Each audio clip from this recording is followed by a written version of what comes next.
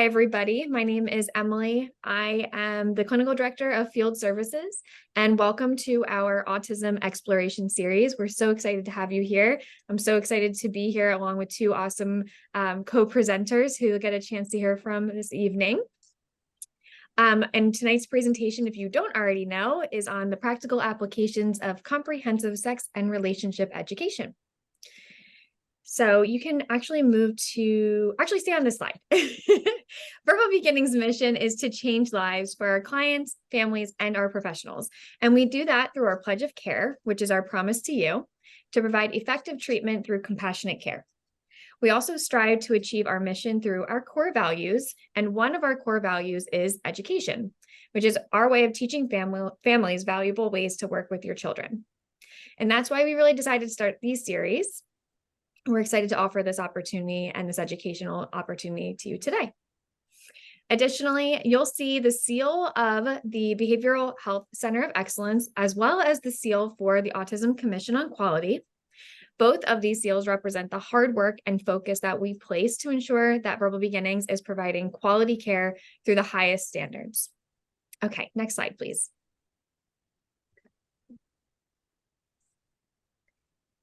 I also wanted to take this opportunity to introduce you to the services that we offer here at Verbal Beginnings. In addition to our in-home and center-based ABA services, we also offer diagnostic services, feeding therapy, and social skills programming. Additionally, while you peruse this slide, we encourage you to participate with us today throughout the presentation by using the Q&A feature found at the bottom of your screen. We also offer closed captioning during this recording, which you can access by navigating to the bottom of your Zoom screen. Click the closed captioning button on the bottom of your screen, and it should launch that for you. Okay, without further ado, I'd like to introduce you to our presenters for the evening, Erin and Leigha. Take it away. Hi, my name is Leigha Sochurek. I use the pronouns she, her, and hers. I'll tell you a little bit about myself. I began working in the field of ABA and autism in the early 2000s, earned my BCBA in 2009. I am currently a licensed behavior analyst in Maryland and Virginia, and currently work as a clinical supervisor with Verbal Beginnings, and I am coming up on 4 years.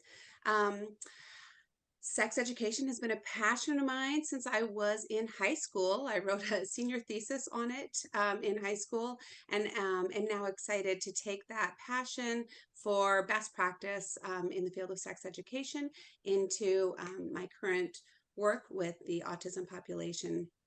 And as far as my personal life, I am the mother of 3 lovely lively children. I have an elementary school age child, a middle school age child, and a high school age child. So I am living sex education across the lifespan every day. I'm Erin Guiffre. I use she, her pronouns. I am the regional director at Verbal Beginnings. Leigha and I work together in the Nova region, and we are sexperts at VB as well. I am a BCBA, LBA in Maryland and Virginia, and then I also hold my LCSW in Virginia pending Maryland licensure as well. In addition, I went back and am pursuing my ASEX certification to be a certified sex educator. So like Leigha, I live and breathe sex education and comprehensive sex education for this population. I received my BCABA prior to that in 2015. So kind of been through all walks of life. In my spare time, I have 2 little princesses, an 8-year-old and a 4-year-old. So I'm kind of on the earlier end of the sex ed, where Leia's getting to the nitty gritty of it with her teens. And it's fun to see from both sides and talk about it in real life in both sides, from our parenting perspectives, as well as the research and education. You can go to the next slide, Leigha. Thank you. So we want to know who's here. If you can type in the chat, if you feel comfortable to do so, your kiddo's age, and have you taken our part 1 sex ed, just so we kind of know who's here, where everybody is at. Totally as you feel comfortable in the chat. I'll give people a minute.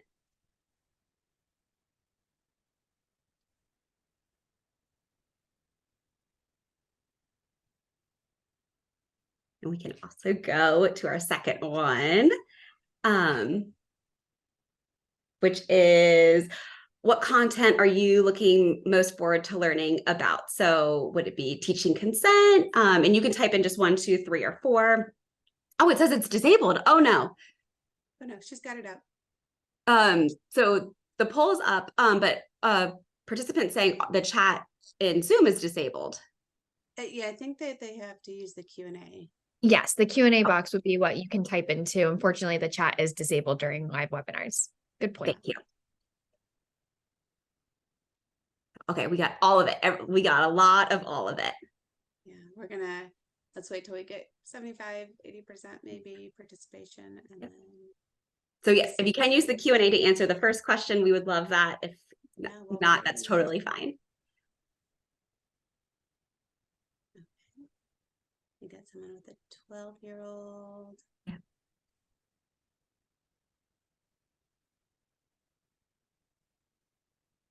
All right, it looks like A special ed teacher. Yay, we love that. Awesome. 13. Okay, so we got we got a lot of teens here. This is awesome. 10, 7. Oh, welcome everybody. I feel like participation is kind of winding to a close for the poll, so we will go ahead and show the results or share the results. So as Erin said, most of you, 75% of you, said you're interested in learning all of it. That's great. We're excited to share all of it with you. And then 16% were interested in age-appropriate body awareness milestones, and 11% are interested in teaching relationships. None of you are interested in consent. That breaks my heart a little bit because this is like a passion area of mine. That's okay. We're going to talk a little bit about it anyway. Yes. Yeah. And we have a big range. So we have some teens, and then we have a 6 and 4-year-old parent here too. So we're going to kind of cover content for all of the age ranges. Yeah, very good. Results. Can they see? I don't know. Sorry, Emily, I'll let you take the lead on the poll. All right, I'm going to go ahead and move forward to our content. All right. So just so you guys know, our purpose here is to provide practical knowledge, teaching strategies, and tools for you all, for parents and providers, to implement teaching healthy sex education and relationship education at home, or if you're an educator, in the school. So we want to have a disclaimer. When we talk about sex ed, there is going to be some uncomfortable language or topics that could be surrounding rape or sexual assault. Please feel free to mute us, get up and walk away from your computer, just kind of check in and see what you need in that moment. I'm going to try to plug my computer into the battery. No worries. With my presenting, is it? Yeah, you're so good. Okay, good. I can't see any of the polls or anything now, but that's okay. I got it. All right, so we're going to jump right in with some of the hard facts, and this is really the why, as to why we think that this is so important to teach to all kids, but especially to our population. So the rate of violent victimization against people with disabilities is almost 4 times the rate for people without disabilities. This is a statistic from the U.S. Department of Justice from November 2021, and you'll see various numbers out there depending on where the sourcing comes from, but in general, it's about 4 times more likely, individuals with disabilities are 4 times more likely to be the victims of rape and sexual violence. 19% of rapes or sexual assaults against people with disabilities were reported to police, compared to 36% of those against people without disabilities, again, from November 2021. And something just to keep in mind is, in general, sexual assaults and rapes are largely underreported. So this is the information we have on what's reported, and I'm guessing these numbers are both low. So, you know, there's probably a lot more rapes and sexual assaults that are occurring for people with individuals with disabilities. And then finally, research found that sex offenses are the second most common crime among people with intellectual disabilities, and that sex offenses are crimes for which most offenders with intellectual disabilities are incarcerated. So that's kind of the flip side of it. So not only does a lack of knowledge and a lack of information make our clients, our kids, sorry, I'm trying to, can you see that bar on the bottom?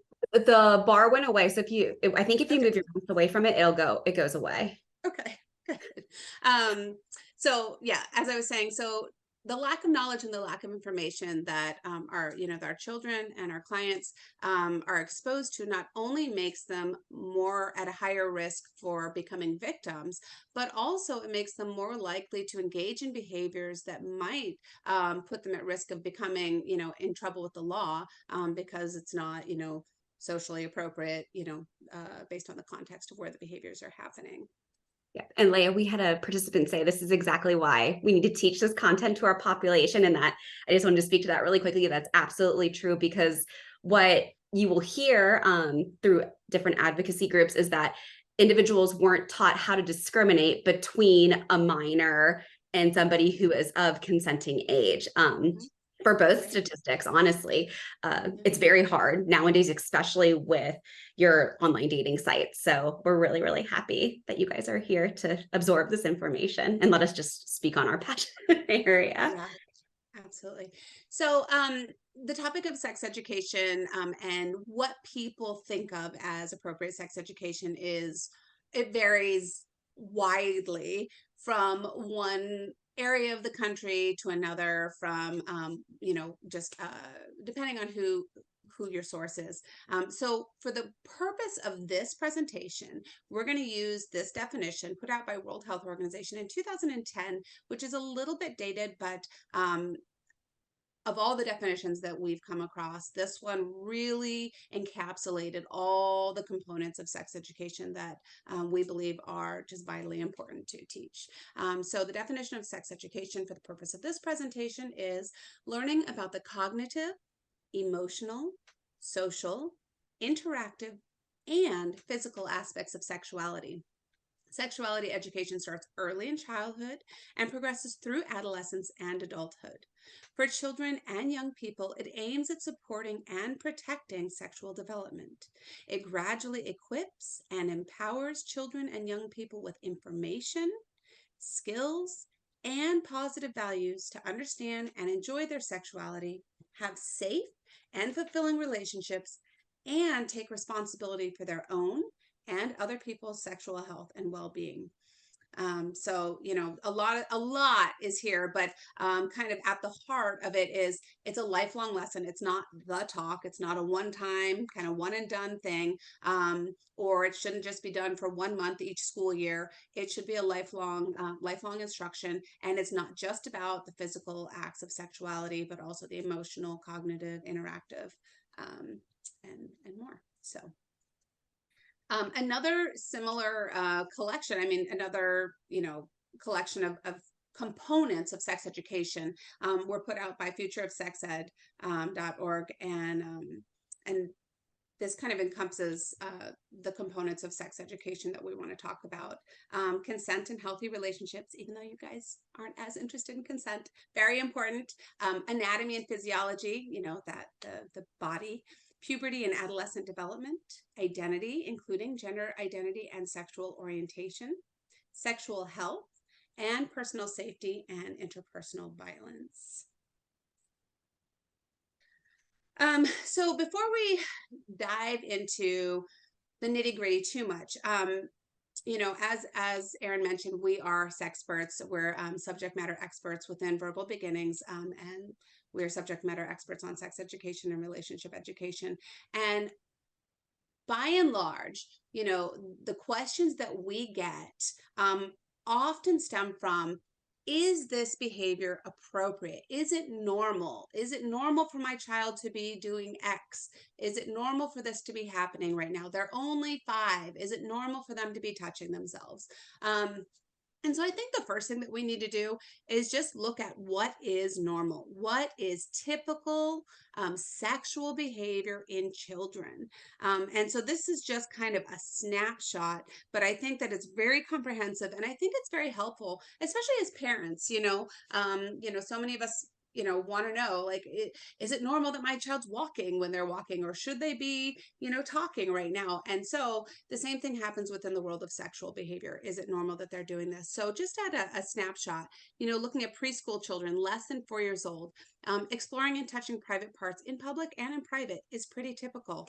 Rubbing private parts with hands or against objects, showing private parts to others, trying to touch mothers or other women's breasts, removing clothes and wanting to be naked, attempting to see other people when they're naked or undressing, asking questions about their own or other bodies and bodily functions, talking to children their own age about bodily functions such as poop and pee. And so, at the heart of this, really, especially this 4 years and younger, is just a curiosity, that desire to understand this body that they have. And that's why, again, it really gets to the heart of, the fact that we really need this to be a lifelong conversation. And often by choosing to delay this conversation until our kids are teens, we build into this idea of sex being forbidden or naughty or dirty or whatever, wrong. And so by having just an open and honest and fact-based conversation from as young as toddler, preschool age, we open the trust and the communication with our children, but also we just demystify everything and just make it a fact of life. I love to give the example, that we teach our kids head, shoulders, knees, and toes. Why aren't we teaching them penis, vagina, vulva, breast, buttocks? Those are also body parts that exist just as much as our fingers and toes. And so sharing that information with them in just a very calm, casual, fact-based way. Young children approximately. Sorry. All right, Leigh. We got a good question that goes along with this. Should we take these age-appropriate guidelines and apply them to the cognitive level of our children? So that's a good question. It's so good. So to me, from when they were itty bitty, saying, using the appropriate terms, vagina, buttocks, because I have 2 little girls. So, when my littlest one, she's 4 now, began to speak, she would say, when she was you're wiping my gina, she couldn't say vagina, but if something were to happen, there's no question on what she's talking about. So I think modeling and using the appropriate medical terms is critical with kiddos. To build on that, I think the answer, is kind of a yes and no. I think that you want to really teach the appropriate information based on their biological age. And we'll get into that a little bit when we start to talk about puberty. And that would be the reason why you want to talk about these things based on their biological age.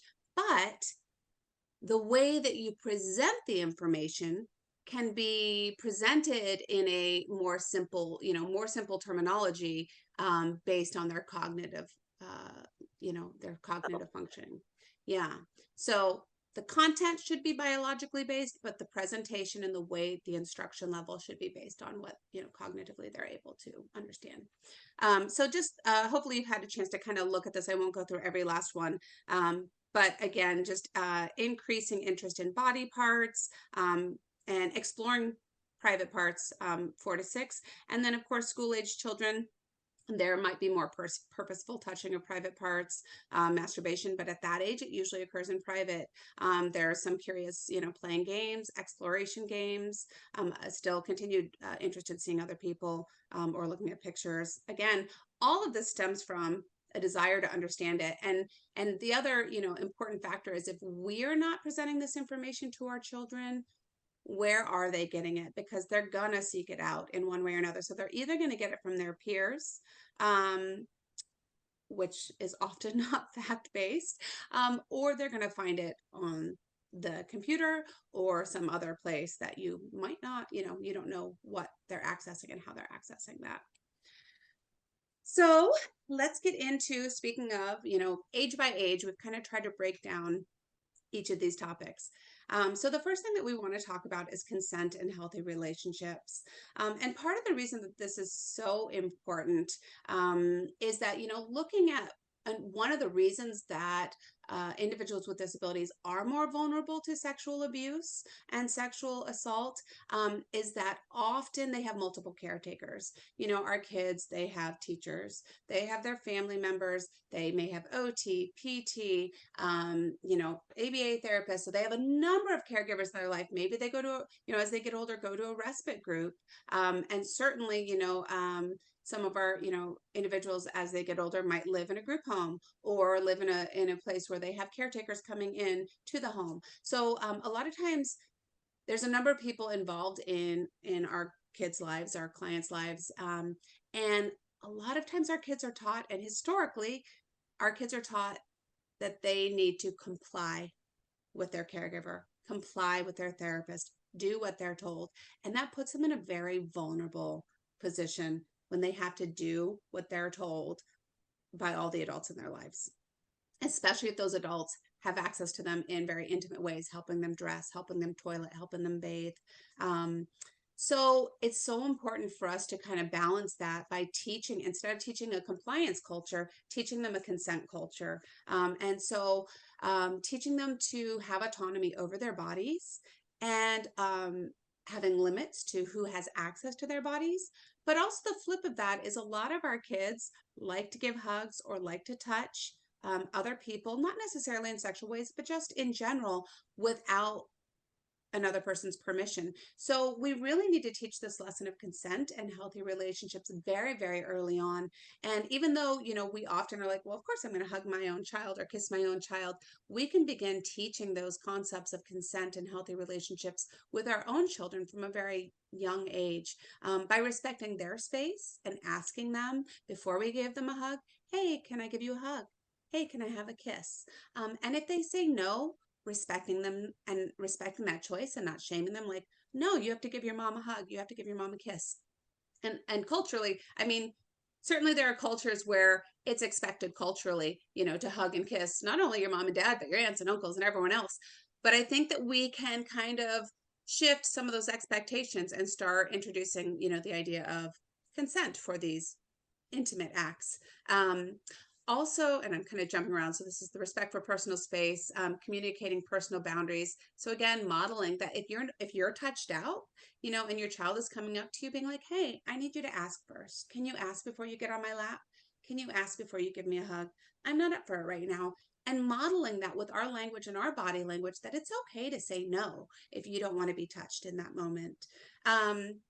Also, and then we talked about, you know, the extended family, but helping them understand the different degrees of relationship, that certain behaviors that might be okay with, you know, your intimate family or your extended family, depending on your culture, are not okay with friends, strangers, acquaintances, community helpers, and really, and we'll talk a little bit later about a really, really wonderful curriculum that helps teach that concept.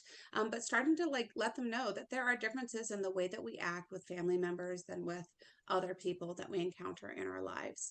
And then finally, you know, bodily autonomy, teaching them, you know, my body, your body, and teaching them the difference between public body parts and private body parts, public spaces and private spaces, not public body parts, but not so private body parts. So easy lesson for that is looking at a bathing suit. You know, the bathing suit covers up the private parts. Those are your private parts. Those are the parts of your body that people should not have access to. And also those are the parts of your body that you should not be touching outside, you know, maybe your own personal private space. And teaching those public, private, and not so private concepts, and also the public and private locations. Here's a safe space, your bathroom, not just any bathroom, your home bathroom, not the school bathroom or the grocery store bathroom, your bedroom, not, you know, maybe a hotel bed, you know, bedroom or whatever, your home versus out in the community. And starting to just have those conversations, mine, your, public, private, and depending on, you know, the cognitive level of your child, you can do those, you know, very simply sorting activities, you know, with visuals, and then you can also do it in more of a natural environment teaching way, you know, as you're going about your daily lives, having those conversations and talking about those topics. All right. And then we go into upper elementary and middle school. Do you want me to keep going, Erin, or do you want to jump in? I can keep If going. you would like a breath break, I am happy to jump in. Okay. Why don't you want to take this one and then I'll go for the next one. Yes. Yep. So in upper elementary, middle school, we want to start teaching how to describe and define healthy versus unhealthy relationships, right? And that's not just with friendships. That can be where we're starting dating, right? And you might see some of that identity and sexuality come into play as well.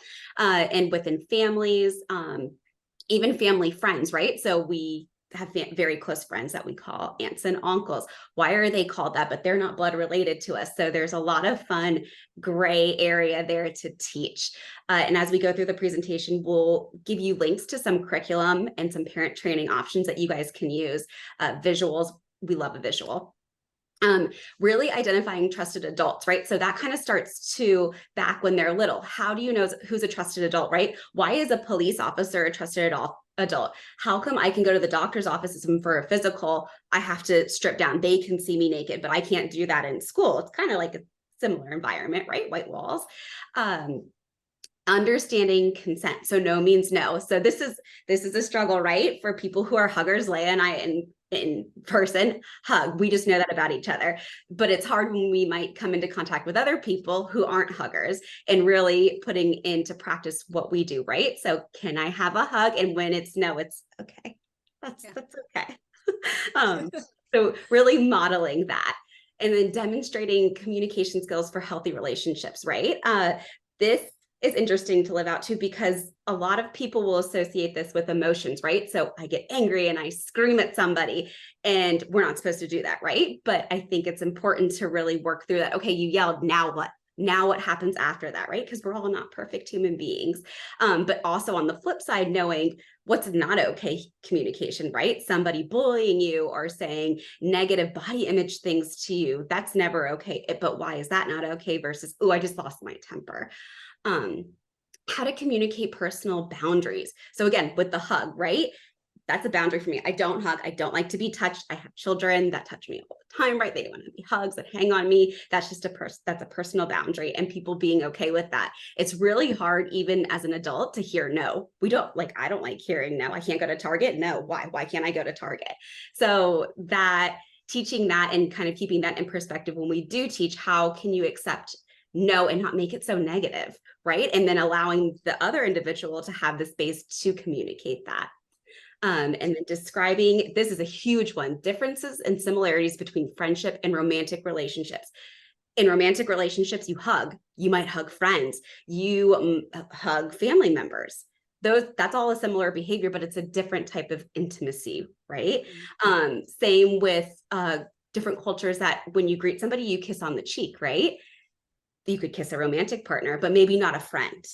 So those are kind of the similarities and differences you might see. And again, as we go through, there'll be different curriculums that can break this down, because the verbal diarrhea, I would be like, I need a model. I need something to house all of these different levels in. But that's kind of what we look at. And then for consent, you can go to the next slide, Leigha. This is from amaze.org. This is a free website. Use it, utilize it. It's amazing. It has so many different topics. It has topics on puberty, sexual orientation, identification, how to teach exploring your body, cyber safety.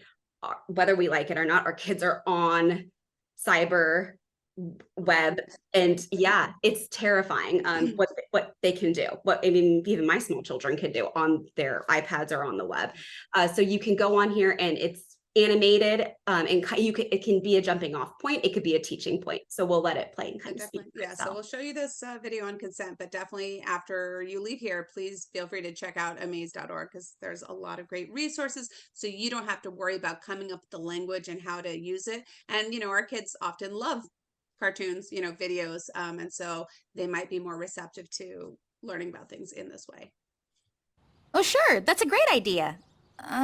But I'm not sure if Nicole is into horror films. Let me just ask her. Nicole! Hey, Nicole! You want to watch Werewolf vs. Zombie Vampire 6? Okay. Well, she didn't say no, so count us in. Sexual consent means that both people are actively willing to engage in a particular sexual behavior and express their consent by saying, yes, that's okay with me. But just because someone consents to engage in one kind of behavior does not mean that they have agreed to engage in another. Anyone has the right to change their mind about what they do or do not want to do at any time.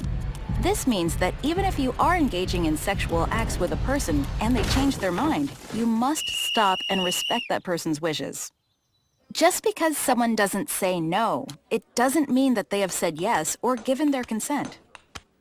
If a person is under the influence of drugs or alcohol, they are legally not able to give consent. Engaging in sexual behavior with someone who does not or cannot consent is sexual assault or rape. If you have been raped or sexually assaulted, please note that it is never your fault. It is also important to talk to a trusted adult about what has happened.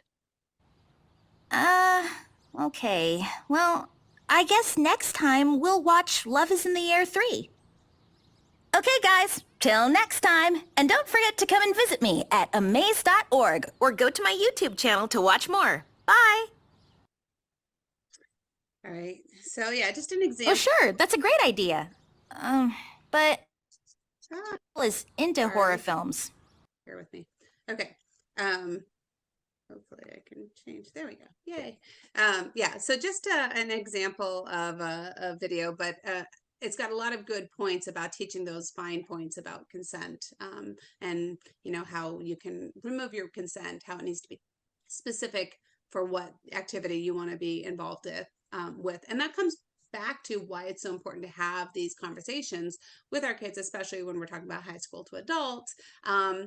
It's important to discuss kind of some of the specific sexual acts that they might encounter so that they know they can make a decision about consent, whether they want to consent to that activity or not, with full knowledge and full understanding of what they're agreeing to. Another thing that's really important for our high school and adult kids is, or individuals, is that that they understand kind of the components of a healthy versus unhealthy romantic or sexual relationship. Again, going back to the fact that so many times they are more likely to be victimized or taken advantage of, and so we want to make sure that they have a healthy model for what should be going on in a romantic or sexual relationship. And again, going back to, if we've worked really hard to teach them sexual self-advocacy from a young age, to teaching them autonomy, teaching them to be able to advocate and say no, hopefully that will help lead in as they're getting older, that they have the ability to put on those boundaries if things are not right or don't feel right. Demonstrating skills for ending a relationship, including community resources for getting help if it is an unhealthy relationship. But, and these are all skills where, again, this is why this is an ongoing conversation. We teach them how to end playing a game appropriately when they're little, right? And it's not exactly the same, but those same general skills can then be developed into, how do you end a relationship that's not going well? And a lot of times it can be teaching them specific language to use. You can role play, model that language with them, let them practice using it with you. Those are all really good strategies for proactively practicing these skills before they're in the situation where they would actually need to use them. Continuing to communicate skills surrounding consent, boundaries, intimacy, and pleasure. So often in our previous talk on this topic, we talk about how sex education often focuses on sex is bad. You can get pregnant, you can get STIs, you can get all the negative outcomes of sex, which are absolutely important. It's important that they know that there are risks involved with engaging in sexual relationships. But I think it's really important for our clients with ASD, who have more of a challenging time interacting socially or understanding some of the nuanced social, body language, things like that. Some of these relationships don't come as naturally. So they may not understand intrinsically why anyone would want to have sex or sexual relationships or intimate relationships. So it may be, necessary to explicitly explain that, like, sex is good. There is a reason that people engage in it under, the right contexts. If you're in a healthy consensual relationship, and then whatever your personal values on when and where that should occur. But why do people engage in sex? It should feel good. If it doesn't feel good, that's a problem. And then you need to have communication with your partner about that, and letting them know that. And then again, teaching them those boundaries for, again, going back to the basics of consent. Just because you say yes to kissing doesn't mean that your partner gets to take it to the next level. So having those conversations, and clearly setting up expectations and boundaries with regard to those relationships. And Demonstrating you revoke your consent. Sorry, Leigha. And that you can revoke your consent at any time. That just because you because say yes now. Yep. Yeah, exactly. It doesn't mean that you have to keep going if it's no longer comfortable, or you didn't really quite understand what you were getting into. Teaching them that you can say no even if you've already said yes. And I mean, this is an incredibly complicated topic to teach. I mean, there are some amazing curricula that are in the works on teaching consent, and like there's a beautiful flow chart, and I love it, and it makes me very excited. But it's very complex. I mean, all of the intimacies and social, the social interactions and the social communication and the nonverbal language that's involved in an intimate relationship is so hard for our individuals with autism. And that's why, we do them a huge disservice if we don't have these conversations and don't specifically teach them these skills. So demonstrating respect for others' personal boundaries, and comparing relationships portrayed through media to real healthy relationships. So again, that kind of gets back to this first one of modeling. What does a healthy relationship look like? What does an unhealthy relationship look like? What does an abusive relationship look like? And yeah, you can do it through, look at movies or sitcoms or whatever, you can model it that way. Books. There are a number of ways where you can model what is good and what is bad in relationships. All right, so we've talked about consent and the dynamics of relationships a bit. So now we're going to kind of go backwards and go back to the basics, the anatomy and physiology component of it. Do you want to go? Or, yeah. So birth telemetry, as Leigha said, we want to teach our body parts just as we're teaching head, shoulders, knees, and toes, right? And the biologically medical component, right? So vagina, penis, buttocks, etc., breasts, right? Those are private parts for boys and girls. So teaching your private parts, and then comparing, contrasting them to the reproductive system and to other bodies, right? So females should know what male genitalia is and vice versa, because they will come across that, right? In preschool, a lot of them will have the door open when they go to the bathroom for safety. So they're going to see it, and it might be better to come from a parent before they go and, what's that? John, if the little girl, Johnny has a different part. What is that? And it allows you as the parent to teach that component, because a lot of the teachers will just say, oh, it's nothing, which is really a disservice to the kids. It's nothing. That is somebody's body part. And it's your whole body. Like, I don't know if you want to touch on the book. So this is a really, really great book. And again, I know that as parents, sometimes you're like, okay, yes, I'm all on board with teaching my child this. I understand the reason why. But, we all have histories in the way that we were taught sex education or not taught sex education. And so our comfort levels may vary significantly. And so sometimes it can be hard for us to present this information in a way that isn't full of our own history of shame or embarrassment or awkwardness, or we're not comfortable, maybe you're not always using the word vulva, so it doesn't just roll off the tongue and you're not quite sure how you go about that. So this book is just an amazing book on body parts, and again, it just demysticizes the body parts. So it talks about, fingers and toes, but it also talks about the genitalia. It shows male body parts and female body parts. It also shows a variety of differently abled kids, which is really, I think, nice to see as well. And you don't have to come up with the words because they're right there in the book. You can just read the book, but it also gives the child like a healthy, appropriate outlet to, look through the book on their own time after you've read it, and kind of, oh, okay, that's what bodies look like. And oh yeah, that's what that's called. So it's a really nice book, as far as a resource for teaching the body. There's another resource called Harpermations. They're affirmations for your body parts that are really popular with birth to elementary. And an example of one of the affirmations is my private parts are mine. So meaning they are not for anybody else. They are mine, and my body, it's my choice. So who I get to share those parts with, who I get to hug. There are some really fun affirmations in there that you can do, right? Just as if we were going to get up and we're going to put into the universe, I'm going to have a great day, even if we might not. It's a fun little thing that we'll share too. And then high school, there are a ton of books and resources here. So we want to define different types of relationships. It's critical, right? Friendships versus family versus romantic relationships. The dating world is kind of crazy now. It's scary. So there's even different subcompartments in relationships, romantic relationships, that we still should teach to our population, right? Because the worst thing to do is not teach it, then walk into a situation and not know what to do or what a term means or what kind of relationship they're getting into, right? Then they can't give that full consent. Teaching private versus public locations. This is huge, right? When it comes to masturbation or to self-exploration, I would say this is mainly what Leigha and I get questions on is somebody, a kiddo is touching themselves in the grocery store. So then it's always go back to the basics. Can we discriminate private versus public setting? It's the safety along with that, right? If vice versa, if they see an adult that comes up to them in the bathroom and tries to talk to them, that's not an adult.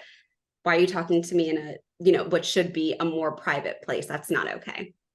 And I Dating. just want to jump in real quick about masturbation. So, obviously, again, talking about cultural backgrounds, we understand that, there's a lot of different people who come in and have different ideas about what is acceptable or what is not when it comes to sex and sexuality.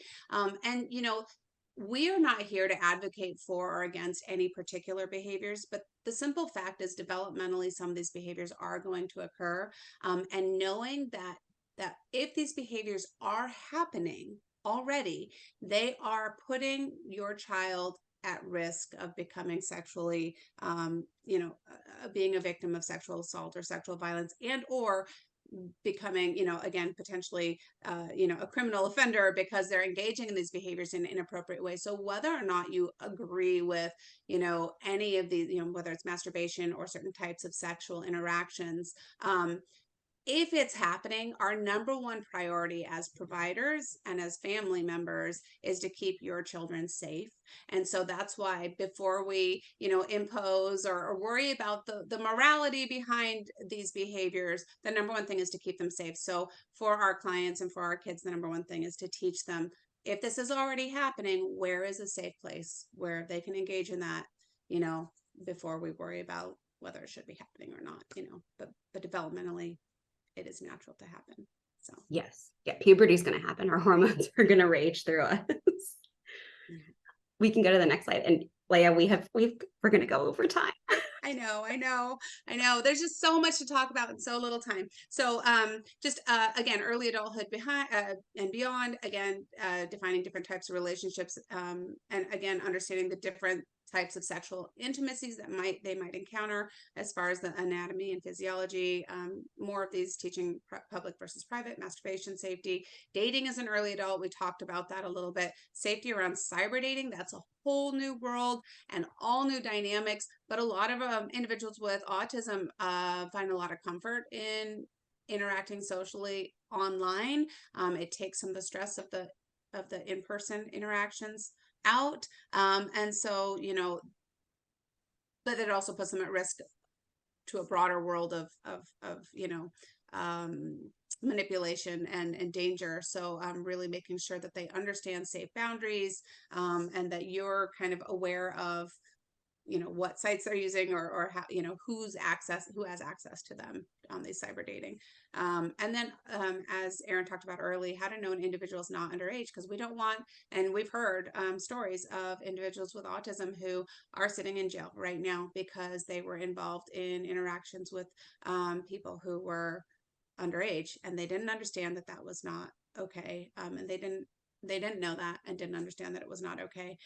So it's really important as they get older to really start having those conversations about, this kind of behavior is legally, you can't do this under 16 or 18, depending on the state that you're in, and helping them understand those rules from a safety and legal standpoint. And then again, consent, and, again, Amaze is an excellent resource for some of these trickier topics. We talked about some of the curriculum that we think are helpful to teach some of these topics. Do you want to talk about Superflex, and I'll talk about circles? Yeah. So Superflex is more geared to your first grade and up.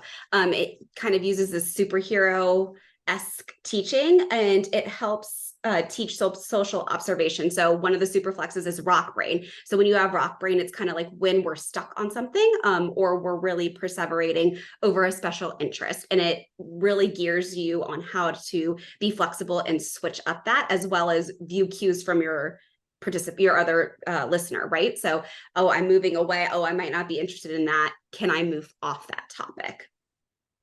And then Circles is a really nice curriculum that teaches those social boundaries of, again, family, friendship, acquaintance, community helpers, strangers. So again, it's really for our visual learners, it's really nice, just teaching them to sort the circles and who goes, and then you can go into the details of, like, with some of my clients, I'll get pictures of a variety of people, including, community helpers, and have them do a visual sort, which circle does this person go into?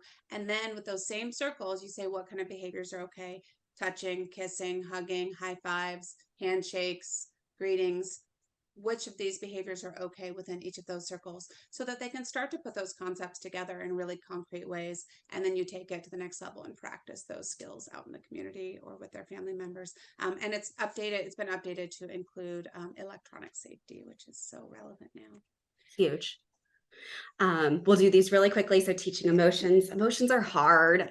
All emotions are hard. And there's no bad emotion, right? So these tools are all used to teach. There's no bad emotion. It's just more, how do we regulate and know that we're in a different state of emotion?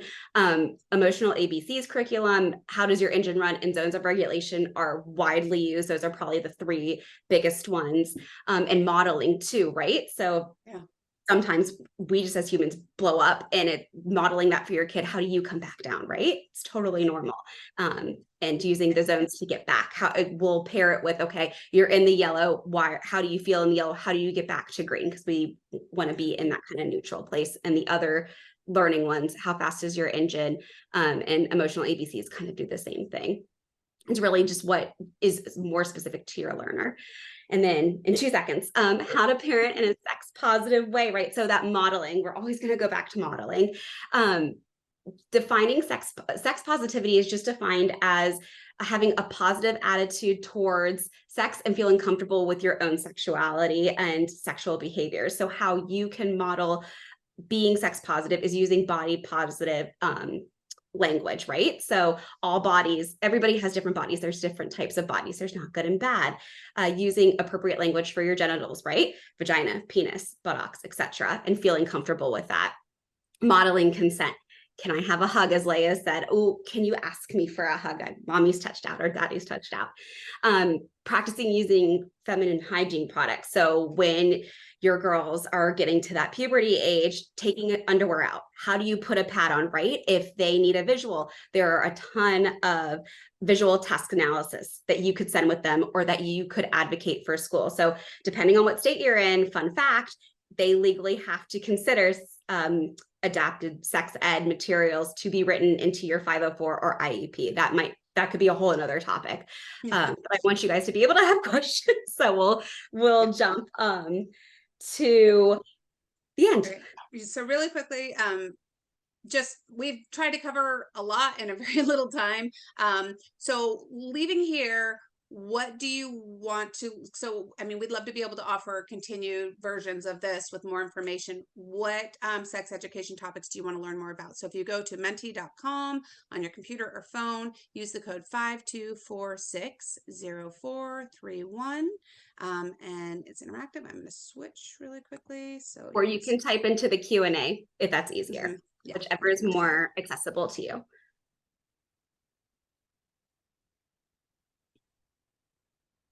And we do have some thoughts and questions that I left open for us for the end. And while people are doing that, we can address one of the questions. Yeah. Yes, I can type in that.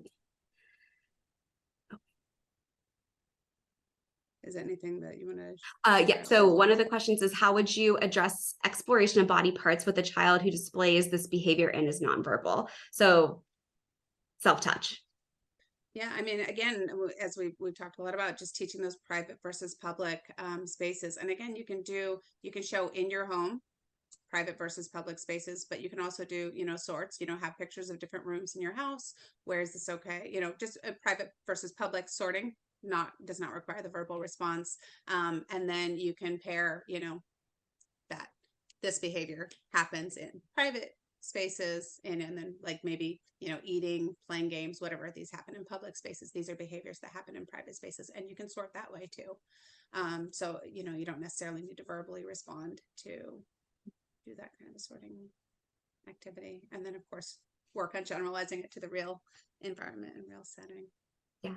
And then, like you said, requesting. So if they use an AAC or PECS, having a very specific image. So if it's their room that you're teaching that space in, having that PEC or that on their AAC device to select. Yeah, you can even put a private time, whatever you want to call it, Yay, we have one response.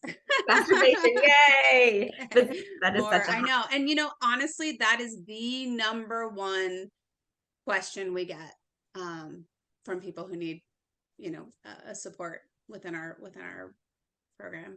Oh, lots of them. Relationships are so complicated. Yes. Consent. Yay, someone wants to learn about consent now. We've piqued your interest. Yay.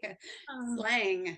Yeah. Oh, that's a good, that's a good one. Yeah, because I mean, it's always changing, and you don't. Yeah, that's what it is. And then we have another question. What age should you start teaching private body parts? And I would say birth. It's never too early to teach.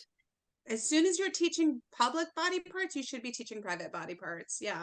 And, so, I mean, yeah. So even having conversations, talking to them when you're changing their diaper, okay, mom is putting the diaper on because, your penis is your private part, and so we're going to cover it up or whatever, you can just start having those conversations early.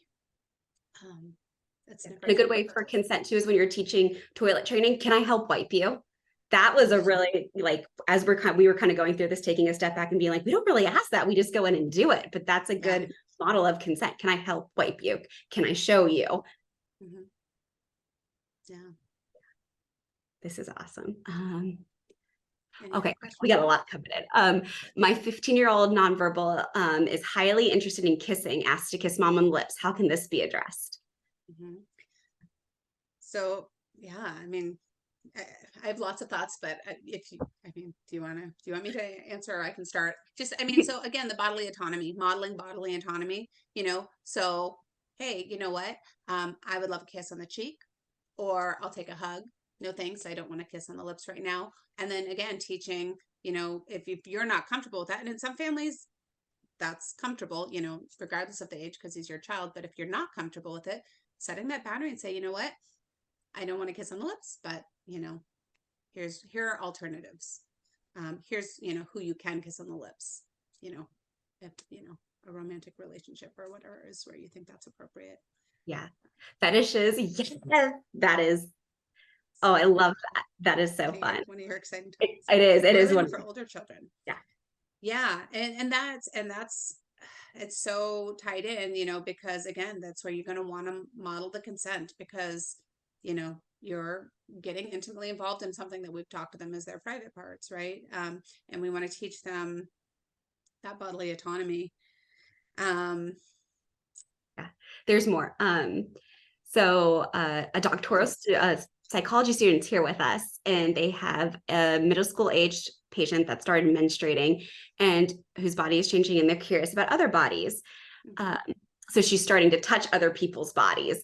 This is great. How would you go about teaching not to touch others? So this is going to tie right back to your consent, right? Leigha, the consent queen. You know, if somebody says, you need to ask, right? And what does that look like for different people?